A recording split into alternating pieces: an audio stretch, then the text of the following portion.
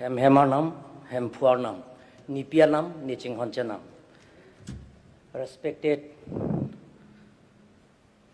Honorable Speaker for giving this opportunity, and respected all members present this August House.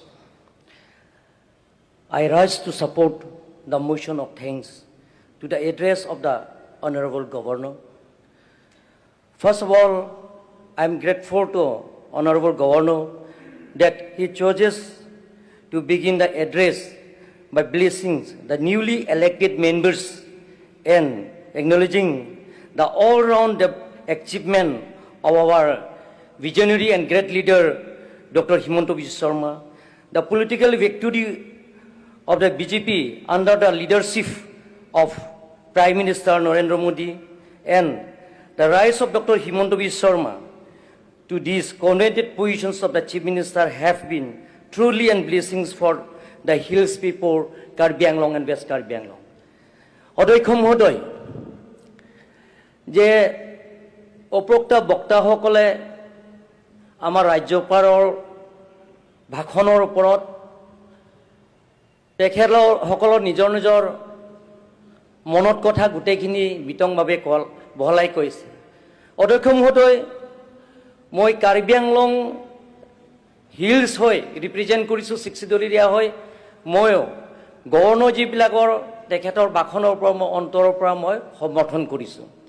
অধ্যক্ষ মহোদয়, মই বিশেষ নকওঁ, সেই পবিত্ৰ সদনত আমাৰ কাৰ্বি আংলঙৰ বহুত দিনৰ সমস্যা আছে, প্ৰায় 40 বছৰৰ ৰাজনীতিৰ সমস্যা আছে।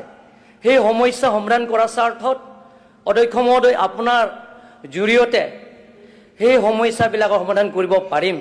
আৰু সেই প্ৰস্তাৱটো অধ্যক্ষ মহোদয়, যে আপুনি যেতিয়া ৰাজ্যিক সভাপতি আছিলে, তেতিয়া বৰ্তমান ৰাজ্যিক সভাপতি দিলীপ শইকীয়া সাধাৰণ সম্পাদক আছিলে। সেই সময় আপুনি PWD গেছ হাউচ আমাক মাতি কাৰ্বি আংলং, ডিমা হাছাও আৰু ৱেষ্ট কাৰ্বি আংলং ডিষ্ট্ৰিক্ট আৰু বোৰ্ড কাউন্সিলত আপুনি মাতি সেইদিনা আমি প্ৰস্তাৱ লৈছে আপোনাৰ নেতৃত্বত, যে কাৰ্বি আংলঙৰ বহুত দিনৰ আন্দোলন কৰি আহিছে, সংগ্ৰাম কৰি আহিছে, অট'নমাছ ষ্টেটৰ সমস্যা, আৰ্টিকল 244A ইমপ্লিমেণ্টেশ্যনৰ সমস্যা, সেই সমাধান কৰাৰ স্বাৰ্থত আপুনি প্ৰস্তাৱ লৈছে যে কেন্দ্ৰ চৰকাৰৰ পঠাব বা অসম ৰাজ্যিক তৰফৰ পৰা আপুনি কোনো আপত্তি নাই বুলি সেই প্ৰস্তাৱটো গ্ৰহণ কৰিছে।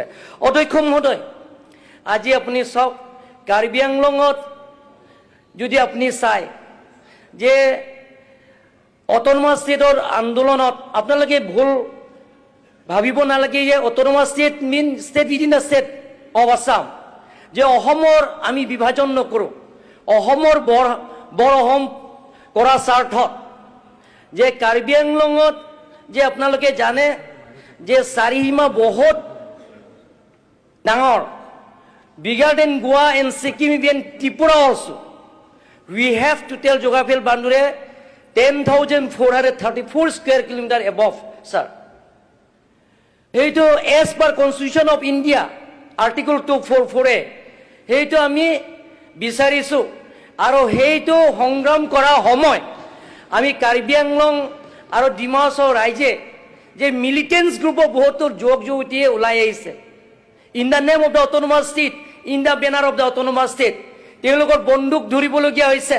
প্ৰায় 500জনকৈ অধিক, 500কৈ অধিক যুৱক যুৱতীয়ে সেই পৃথিৱীৰ পৰা বিদায় ল'বলগীয়া হৈছে।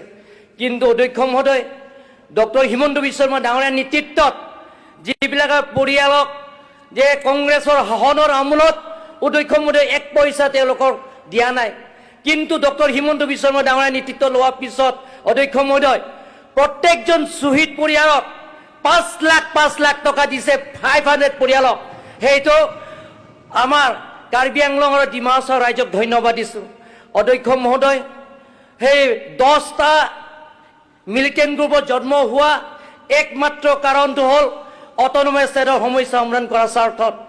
অধ্যক্ষ মহোদয়, কিন্তু জন্ম হৈছে কংগ্ৰেছৰ শাসনৰ আমোলত, কিন্তু কংগ্ৰেছৰ চৰকাৰ দিনত, কিন্তু সেই সমস্যা সমাধান কৰিবৰ কাৰণে কোনো চৰকাৰে চিন্তা কৰা নাই অধ্যক্ষ মহোদয়।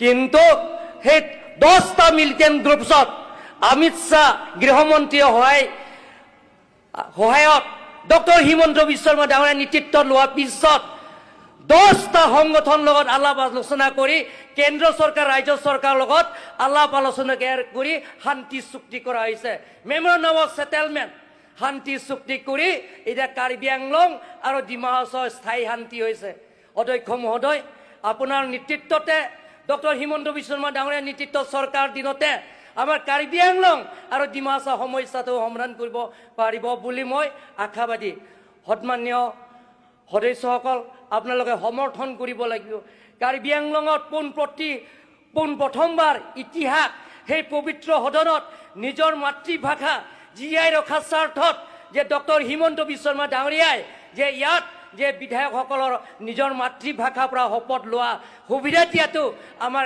যে জনজাতিসকলৰ কাৰণে এটা ইয়াত সেই পবিত্ৰ সদনত এটা ইতিহাস সন্মান্য মই বেছি বহলাই নকওঁ অধ্যক্ষ মহোদয় যে আমি অপ্ৰক্তা বক্তা ৰিহন দৈমাৰী যিটো তেখেতে যে যিটো 62 এৰিয়া যিবিলাকৰ সমস্যাবিলাক তেখেতে কৈছে সেই মই সমৰ্থন কৰিছোঁ আৰু সেই গোটেইখিনি সমস্যাবিলাকৰ সমাধান কৰিব বুলি মই আশা দিছোঁ ধন্যবাদ অধ্যক্ষ মহোদয় থেংক ইউ এতিয়া